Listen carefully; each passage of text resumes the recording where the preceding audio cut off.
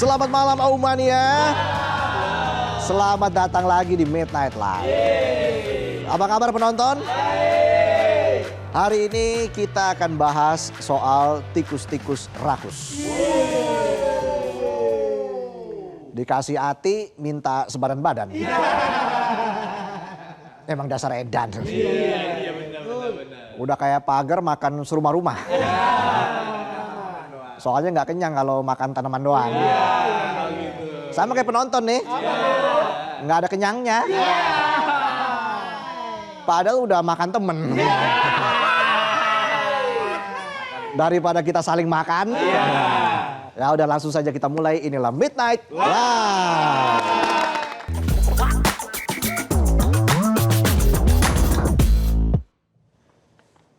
Berita malam ini kita akan bahas tentang mereka yang dipanggil yang mulia tapi nggak sesuai sama kelakuannya. Keadilan dipakai buat cari cuan. Dan putusan dijadikan barang dagangan. Jadi wajah peradilan negeri ini lagi-lagi tercoreng. Kasus korupsi kembali jadi tamparan keras. Kali ini melibatkan Ketua Pengadilan Negeri atau PN Kota Depok, Jawa Barat, Iwayan Eka Mariarta dan Wakil Ketua PN Depok, Bambang Setiawan. Pada Kamis 5 Februari, keduanya tertangkap tangan oleh KPK bertransaksi suap pengurusan perkara sengketa lahan. Kalau penonton jangankan lahan, sesama divisi aja bersengketa. Sengketa aja hidupnya. Mereka dijerat sebagai tersangka bersama 3 orang lainnya. Yakni Yohansyah Marwanaya selaku juru sita di PN Depok. Lalu Trisnadi Yulrisman, Direktur Utama PT Karaba Dikdaya atau PT KD. Dan Berliana Trikusuma, Head Corporate Legal PT KD. Khusus untuk Wakil Ketua PN Depok, Bambang selain dijerat KPK sebagai tersangka suap lahan, dia juga dijerat sebagai tersangka gratifikasi. PLT Deputi Penindakan dan Eksekusi KPK, Asep Guntur Rahayu bilang informasi soal gratifikasi yang diduga diterima Bambang didapat dari Pusat Pelaporan dan Analisis Transaksi Keuangan atau PPATK. Bersumber dari setoran atas penukaran falas senilai 2,5 miliar rupiah dari PT DMV selama periode 2025 sampai 2026. Tumben miliaran. Biasanya kan triliunan. Jangan-jangan korupsi lagi ikutan efisiensi. Sementara itu jubir KPK Budi Prasetyo bilang penerimaan itu masih terus didalami oleh penyidik. Salah satu fokus pendalaman adalah apakah uang itu ada kaitannya dengan jabatan Bambang sebagai hakim. KPK juga akan menelusuri alasan dugaan gratifikasi itu diterima melalui penukaran valuta asing karena ini bisa berpotensi menjadi modus baru untuk menutupi sumber uang. Saking rakusnya koruptor sampai cari-cari modus baru. Rakyat aja mau cari uang, sumbernya susah. Lapangan kerjanya bikin rakyat berlapang dada. Saking lapangnya dada rakyat, bisa jadi lahan sawit tuh. Itu tadi kisah Hakim Bambang. Nah sekarang kita balik bahas masalah utama soal suap sengketa lahan di Depok. Jadi ceritanya perkaranya dimulai saat PT KD memenangkan sengketa lahan dengan masyarakat di Pengadilan Negeri Depok. Lahan itu berlokasi di Tapos Depok, luasnya 6.500 meter persegi. Lapang banget lahannya. Kayak dada rakyat. Lapang banget. Disuruh sabar terus. Setelah putusan ingkrah, PT KD ingin agar lahan tersebut segera dieksekusi. Hingga akhirnya permohonan eksekusi dikirimkan ke PN Depok. Tahu ada permohonan itu, Wayan dan Bambang lalu memerintahkan Yohansyah bikin kesepakatan dengan PT KD. Awalnya Wayan dan Bambang meminta uang 1 miliar rupiah. Permintaan itu disampaikan lewat Yohansyah selaku penghubung dengan PT KD. Tapi PT KD nggak bisa menyanggupinya sehingga tarif akhirnya disepakati sebesar 850 juta rupiah. Bisa ditawar. Ada permohonan eksekusi dibanderol, bisa dinego pula. Harga cabai aja susah dinego. Makanya disuruh tanam sendiri. Jadi males gue ngomongin cabai. Ntar ada yang kepedesan. Nah, saat OTT ceritanya makin seru. Tim KPK udah kayak orang lagi ngintilin pacarnya. Kemana-mana diikutin. Ke mall diikutin. Ke kantor diikutin. Giliran miskin ditinggalin. Kalau kamu cari yang kaya, aku mundur. Tapi kalau kamu cari yang sehat, aku puntur. Kita lanjut lagi. Kamis jam 4 pagi, KPK mendapat informasi adanya penyerahan uang yang bakal dilakukan oleh pihak PT KD kepada aparatur PN Depok. Tapi udah ditunggu-tunggu ternyata belum kelihatan tanda-tanda akan melakukan penyerahan uang. Aksi membuntuti akhirnya lanjut sampai siang. Sekitar pukul 1:30 siang, tim KPK ngintilin staf keuangan PT KD inisialnya ALF. Saat itu ALF lagi tartun. Tarik tunai. Jarang masalahnya, jarang kita tarik tunai. Tarik tunai duit 850 juta rupiah di salah satu bank di kawasan Cibinong, Kabupaten Bogor. Wih, banyak banget. Tarik tunai 850 juta. Saking banyaknya yang ketarik bukan duit doang, tellernya sampai ketarik.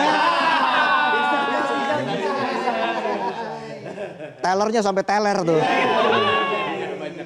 Pada saat yang bersamaan, KPK juga memantau pergerakan Trisnadi di kantor PT KD dan Yohansyah di PN Depok.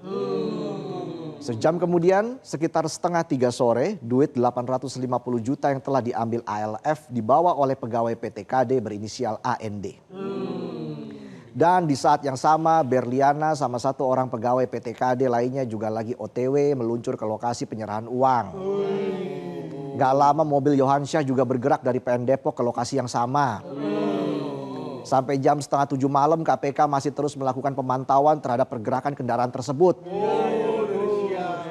Padahal jam segitu lagi macet-macetnya tuh. Mau pakai strobo nanti viral. Mau kenceng jalannya bolong-bolong. Udah kayak anggaran bolong-bolong. Kayaknya itu anggaran harus diaspal. Biar mulus sampai ke tangan rakyat.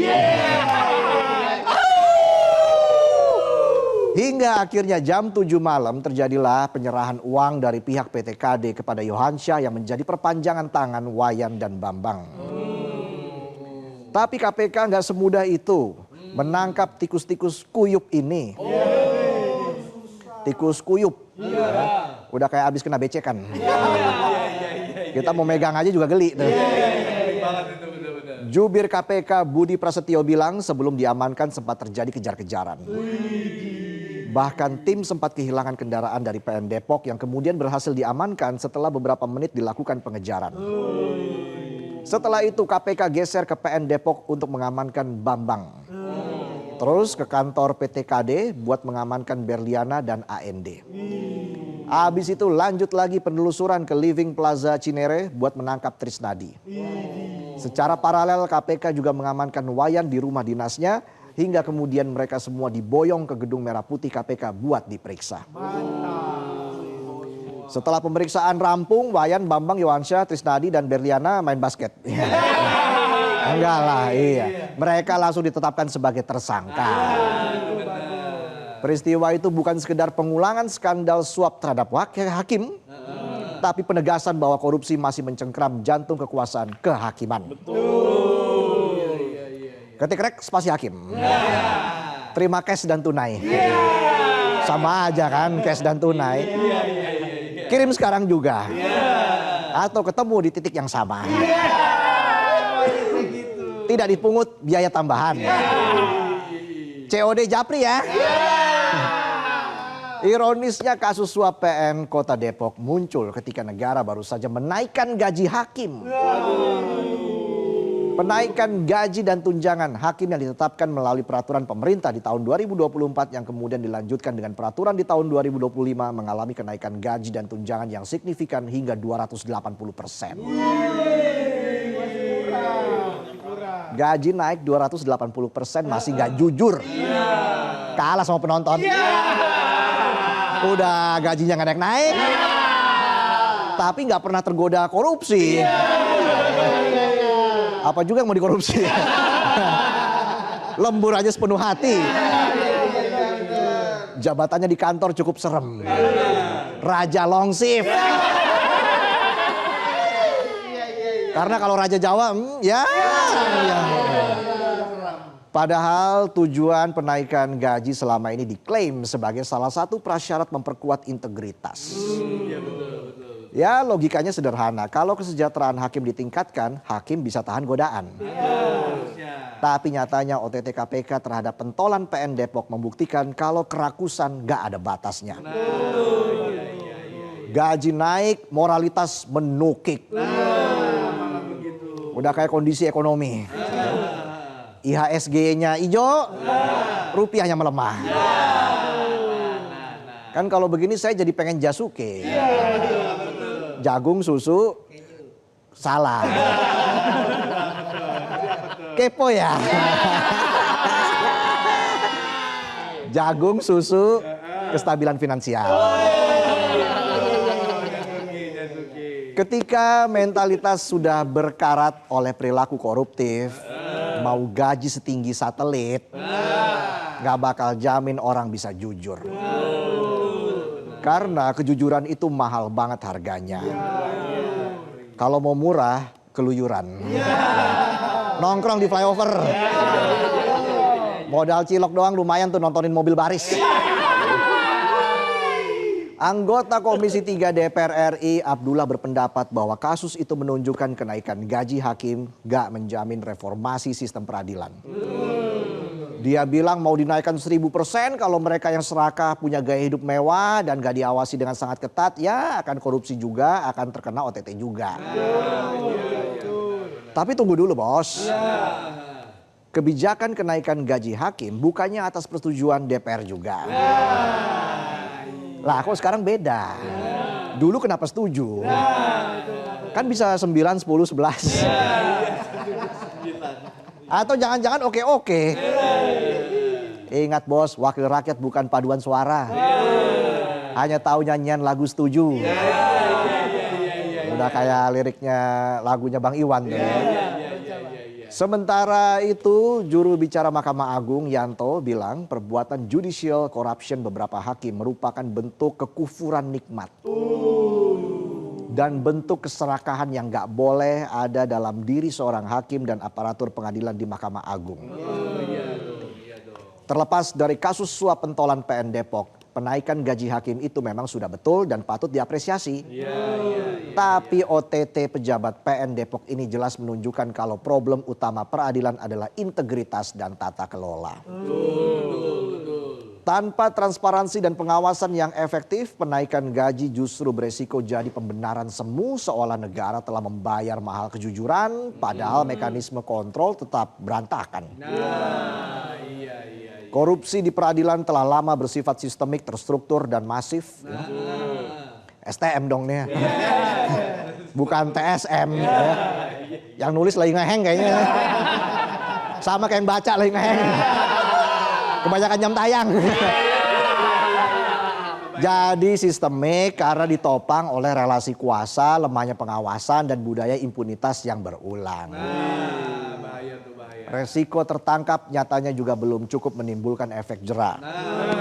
Ancaman sanksi etik dan pidana kerap berhenti pada individu tanpa diikuti pembenahan menyeluruh terhadap sistem yang memungkinkan praktek kotor itu terjadi.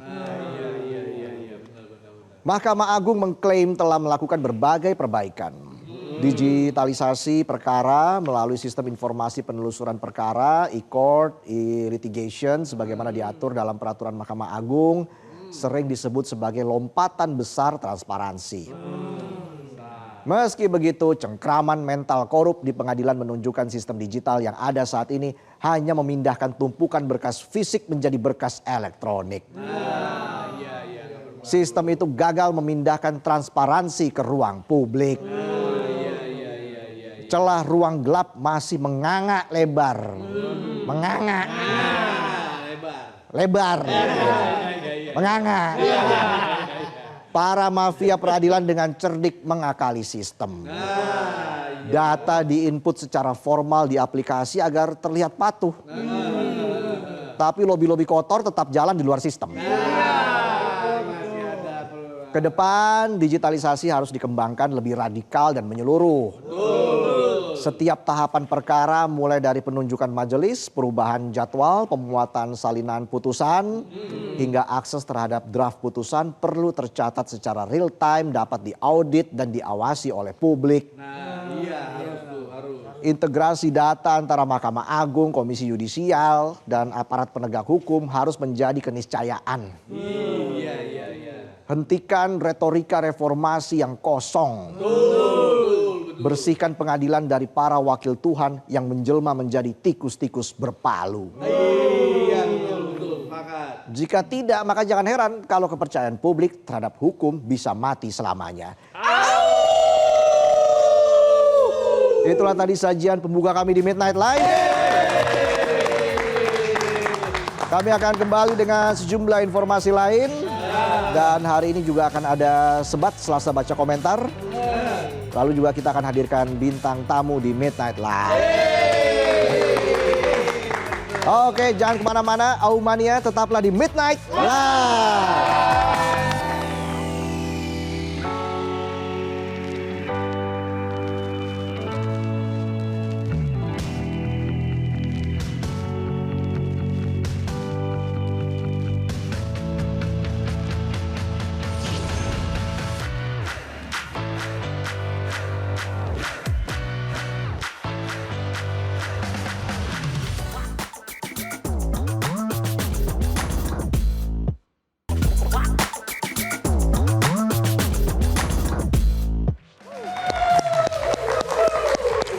Kembali lagi di Midnight Live. Aumania mana suaranya?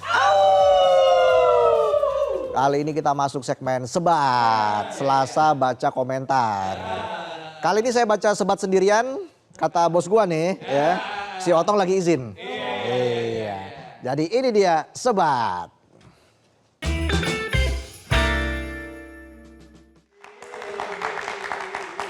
Iya, komentar yang pertama. Tapi kita lihat dulu nih temanya apa. Oke, kita munculin posternya. Ada nggak posternya? Nah, ini dia. Menurut Aumania, apakah naik gaji berkorelasi dengan keinginan korupsi? Dari @Fauzan Islami, menurut keyakinan saya kalau naik gaji benar-benar bisa mencegah korupsi, seharusnya rekening para pejabat yang bergaji besar terlihat sederhana, bukan justru makin gemuk dan penuh kejutan. Penuh surprise. Ironisnya korupsi sering bukan lahir dari kekurangan tapi dari ketidakmampuan berkata cukup. Gaji naik, fasilitas lengkap tapi tangan tetap gatal. Seolah jabatan adalah ladang panen bukan amanah. Di titik ini masalahnya bukan angka di slip gaji, melainkan nurani yang sengaja dimatikan demi gaya hidup dan kekuasaan. Ada sebaik pantun. Pergi ke pasar membeli nanas.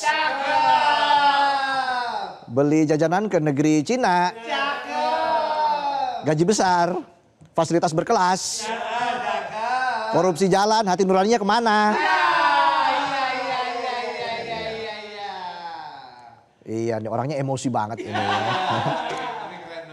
Keren ya kata-katanya ya. Nah, selanjutnya dari @galang28447. Naik gaji juga potensi korupsi naik.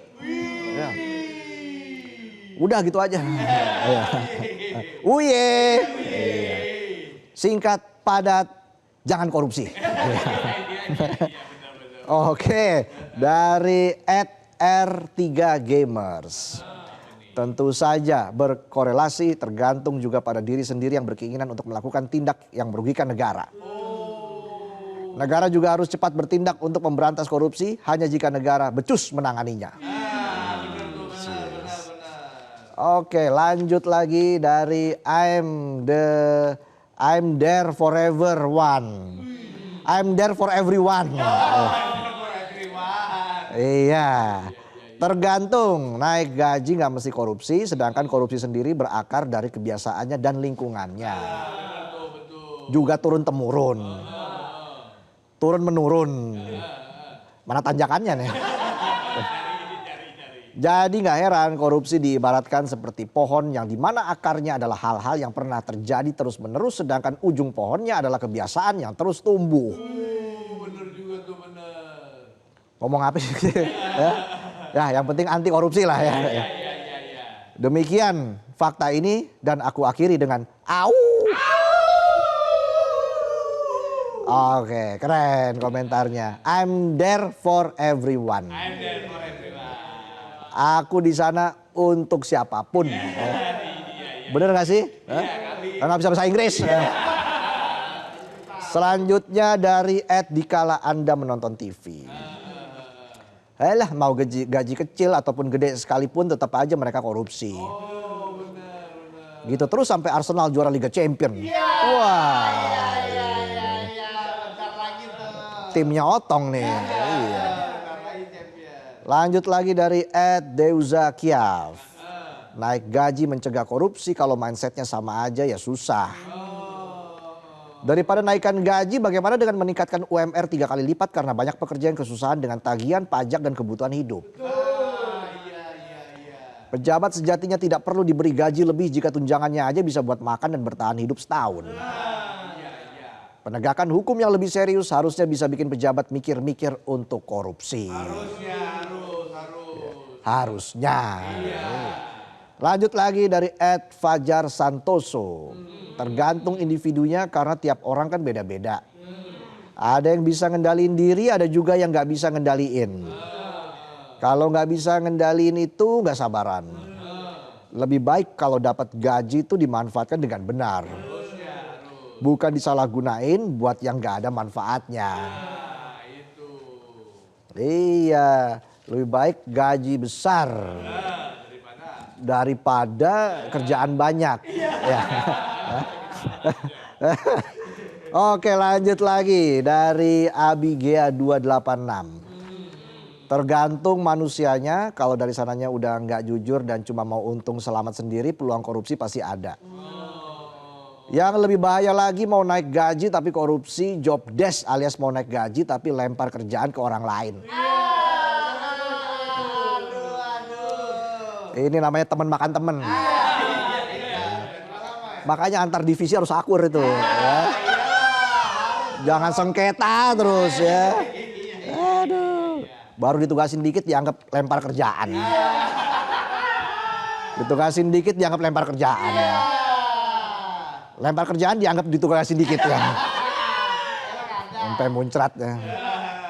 Dari @ataintan28. Enggak lah, kalau gaji naik dan setara nggak ada niatan korupsi. Harusnya. Dari @greynorton7, nggak mungkin ada min selama orangnya dapat kenaikan gaji dan dikasih amanah ya kudu dijaga bener kan, nggak bakalan ada yang begitu. Ada nggak sih? Paling ada di negara ya mana gitulah. WK. Dari Adel Jovi 18. Betul banget, sangat berkorelasi. Semakin tinggi gajinya, semakin tinggi pula biaya yang harus mereka keluarkan untuk bayar pengacara handal kalau nanti ketahuan. Jadi kenaikan gaji itu sebenarnya bentuk Jadi kenaikan gaji itu sebenarnya bentuk investasi. Perlindungan hukum masa depan bagi mereka. Kita harus maklum. Biaya main cantik itu mahal kawan. Wah, luar biasa ini. Oke, masih ada lagi. Dari Project BV Universe. Tidak ada bukti ilmiah langsung atau konsensus universal yang menyimpulkan bahwa kenaikan gaji menyebabkan peningkatan keinginan untuk korupsi. Jadi sementara gaji yang tidak memadai dapat menjadi salah satu pemicu resiko korupsi, menaikkan gaji saja bukanlah solusi tunggal. Hal ini harus disertai dengan penguatan sistem pengawasan, penegakan hukum yang tegas, dan pembangunan budaya integritas yang kuat. Itu betul. Dari @jaka_stage. Kalau yang udah tipikal mata duitan ataupun yang punya prinsip semua bisa didapat dengan duit. Sangat korelasi tajam buat para pegawai atau pekerja yang pengen hidup enak tanpa menanggung banyak beban. Karena pikiran utama mereka ketika dengar kata naik gaji, pasti awal doang semangatnya. Seterusnya langsung santai ataupun ogah kerja secara lembur. Bener banget, penonton banget ini ya. Mewakili penonton ini Jaka Stage ya. Itulah tadi komentar dari Aumania, kita berikan tepuk tangan. Keren-keren ya komentarnya ya. Kita semua dijauhkan dari korupsi. Kita jeda dulu, kami akan kembali dengan sejumlah informasi lain ya. Akan ada bintang tamu yang akan hadir di Midnight Live, Chanty Tahril. Akan nyanyi bareng penonton di sini. Ya. Jadi jangan kemana-mana, tetaplah di Midnight Live.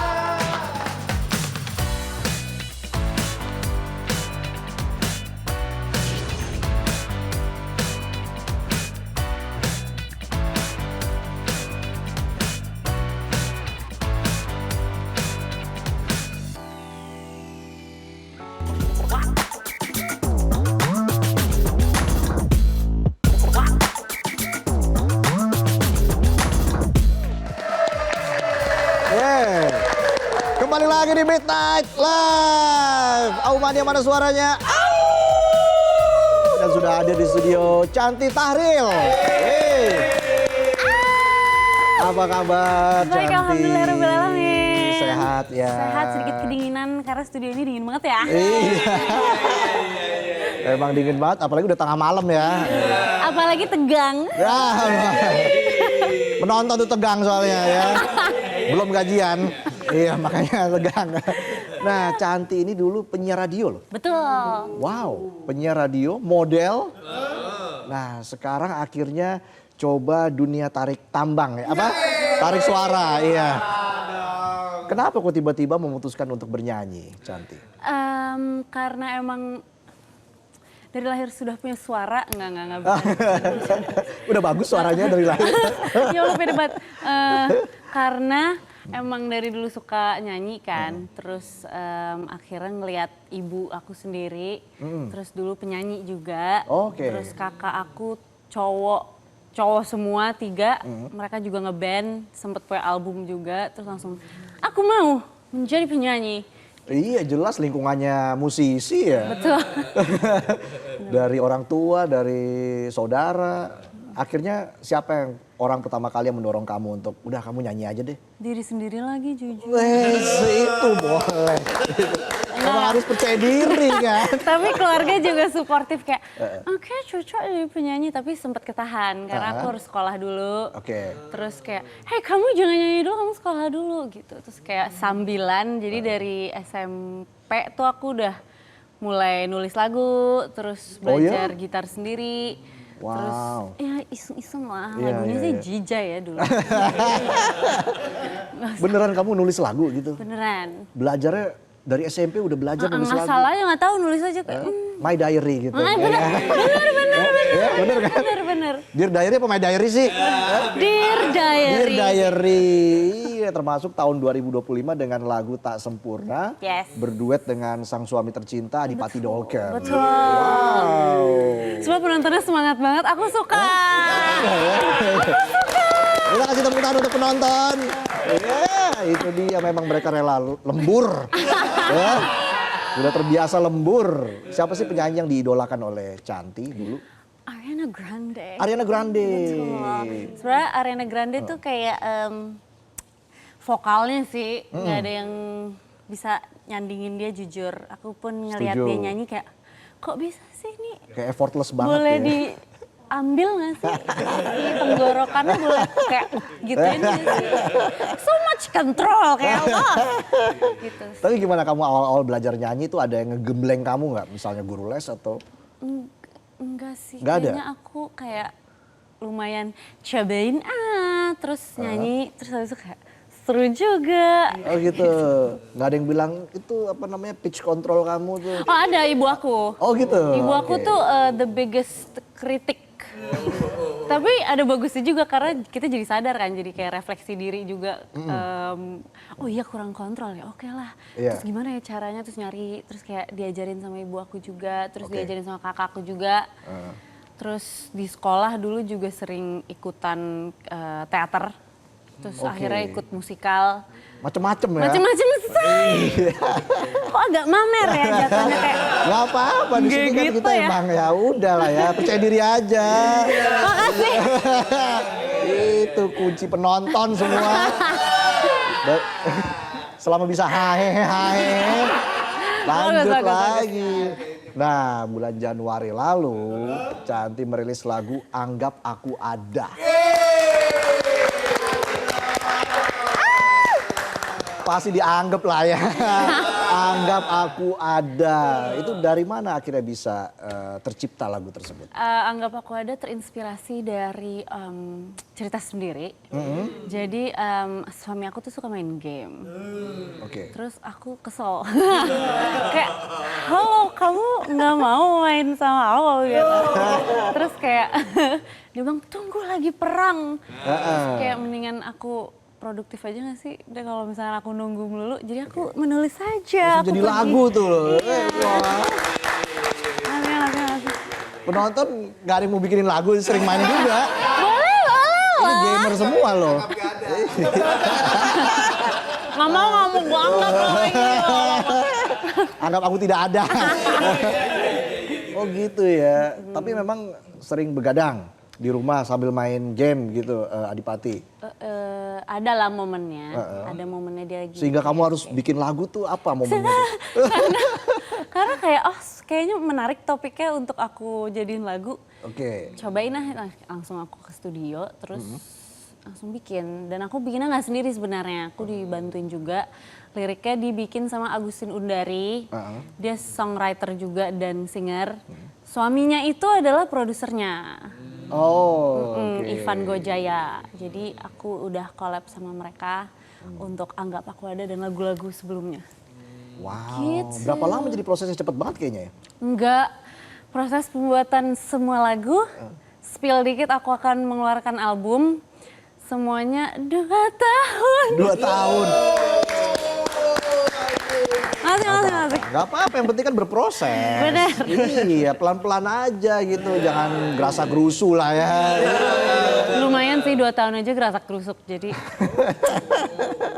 Tapi proses kreatifnya ada nggak yang bikin kamu sampai stres gitu? kayaknya tiap hari ngerjain musiknya stres deh. Kenapa? Kan kamu mencintai musik dari dulu. Bener, tapi kayak aku put pressure ke diri aku Oke. sendiri. Terus karena aku anaknya perfeksionis, terus jadi kayak, sumpah ini jelek banget. Kayak apa ini kalimat jelek banget, aku tidak suka. Terus kayak jadi stres sendiri, terus kayaknya orang gak akan suka deh kalau misalnya kayak gini. Kayak terlalu banyak mikir Oke. gitu loh. Sama proses a bit intimidating juga sih bikin, karena ini kan first album aku nextnya. Jadi agak-agak gimana ya, bisa nggak ya gitu. Dikejar deadline atau? Lumayan, Oke. nggak juga sih, deadline juga bikin sendiri. Jadi. Iya kan. Sebebas kamu aja kan sebenarnya. Makanya kayak membuat pressure untuk diri sendiri sehingga diri sendiri stres, kayak buat apa. Tapi genre musik kamu tuh apa sebenarnya? R&B. R&B. Iya. Oke, kenapa kamu ingin menekuni genre musik tersebut? Karena mungkin aku juga lumayan dengerin beberapa, terus gak tahu kayaknya aku juga lebih suka genre. Sebenarnya aku suka genre apapun sih, tapi ternyata kayaknya aku kalau bikin nada, for example, lumayan arahnya ke situ. Oke, jadi mengikuti suara kamu. Iya, jadi aku udah ikutin aja deh. Oke. Itu lebih kayak udah nggak usah. Udah gak usah ribet lah udah. Suara gue udah R&B banget soalnya. Enggak. Iya. Loh, harus pede di sini. Takut banget jujur. Amin. Iya. Nah, kalau mencari inspirasi, mencari ide itu biasanya datang dari mana? Datang dari hidup jujur, kayak hari ini lagi rasanya apa ya, sama mungkin kayak perasaan yang aku lagi rasain atau apa yang terjadi sama aku dan aku nggak bisa let go gitu misalkan. Sebenarnya aku terinspirasi dari misalkan aku bikin lagu aku tuh biasanya base-nya itu kayak aku nulis diary. Iya. Kayak gitu sih. Cerita kamu, pengalaman kamu. Jadi I try to be as honest as I can be. Kayak pengen jujur aja gitu di lagu-lagu aku. Karena menulis itu penting, belajar menulis, storytelling. Ya. Benar. Iya kan? Ini gak tau nih arahnya mau bercanda. Enggak. Kita serius kok kita ini ya. So mukanya udah kayak, ya kan, ya kan. Oh iya. Kita harus serius lah di sini. Ini kan acara serius kan? Benar. Oh my God. Silakan, diminum dulu. Iya cantik, aus dari tadi kan. Kita ngomongin musik terus soalnya. Kamu punya hobi nggak selain musik? Apa ya hobinya? Apa olahraga atau Ada lagi. Apa? Padel. Oh padel, iya banyak main padel. Kamu menemukan keseruan di situ? Menemukan keseruan karena mungkin belum jago ya, jadi kayak penasaran. Udah berapa tahun kamu main padel? Oh, baru berapa bulan. Oh ya? Oke, pakai coach dong ya, coach ya. Sumpah udah. Udah. Tapi tetap kok bodoh ya. Gitu, kayak kok bolong ya raketnya gitu. Pelan-pelan aja ya kan. Ya udahlah, pokoknya semua itu berproses kan. Seperti kedondong yang lama-lama jadi kupu-kupu kan. Iya. Oh kepompong ya. Iya. Udah berubah ya. Nah kalau lagi stres, lagi penat itu biasanya ngapain? Jangan bilang denger musik nih. Enggak. Apa ya? Nyari orang buat ketawa lagi. Oh ya? Oke. Cari siapa ya? Cari orang lucu gitu. Oke, suka humor-humor receh gitu ya? Lumayan. Suka kayak joke yang intrusif. Yang kayak nggak. Contohnya. Aduh gimana ya kayak. Susah ya. Yang suka terlewat di otak terus kayak dia ngomong terus langsung kayak lah aneh banget. Lo aneh gitu. Absurd deh ya. Lo absurd sih, gue suka. Iya, bagaimana? Iya menarik loh. Karena kan banyak juga lagu-lagu yang seliweran itu dikasih kata-kata hari ini. Iya tuh. Iya kan? benar. Caption begitu. Benar. Nah di era digital seperti ini bagaimana Chanty melihat era digital sangat membantu seorang musisi untuk memasarkan musiknya? Di era digital as in kayak AI gitu. Iya. Menurut aku malah membantu banget lagi. Oke. Karena aku pernah sih kayak aku agak stuck nggak tahu mau bikin lagu kayak gimana sehingga aku mau nanya AI. Oke. Terus aku kayak coba bikinin aku lagu tapi based on this. Terus ternyata dari situ malah agak nge-trigger area otak aku yang harusnya create kayak idea gitu. Jadi aku kayak mantep juga nih AI di hidup ini. Jadi menurut aku kayak it's such a memicu lagi iya, ya. it's such an advantage for the world. Iya. Tapi kalau kebanyakan yang nggak bagus ya, karena kan hal-hal yang tidak, yang eksesif kayak lumayan, jangan. Iya. Nggak baik ya. Ya tahu batasnya aja. Tahu batasnya sebenarnya. aja. Iya. Nah harapan Chanty untuk lagu Anggap Aku Ada itu apa? Harapannya karena lagu ini ngomongin tentang dikacangin sama pasangan mungkin atau sama teman atau siapapun itu, supaya kalian bisa memakai lagunya untuk ngobrol sama orangnya, kayak nggak perlu ngobrol tapi kayak dengerin ini deh. relate sama gue nih. Lo dengerin deh, ada pesan yang mau gue sampein ke lo. Jangan cuekin gue lagi. Lo jangan ya kacang goreng. Itu jangan kacang lupa kulitnya gitu. Betul. Mungkin kan karena kan kacang itu buat melepas stres kan, melepas pinat ya. Iya. Bisa ya? deh. Iya. Ya udah daripada dengerin saya ngalur ngidul. Chanty akan membawakan lagu Anggap Aku Ada. Itu. Chanty sehat selalu ya. Yes, amin. Sukses terus Amin. karirnya. Kita tunggu lagi proyek-proyek selanjutnya. Nanti kalau punya album balik lagi ke sini. Bener ya? Iya. Ditunggu ya? Ditunggu. Kita kasih tepuk tangan untuk Chanty.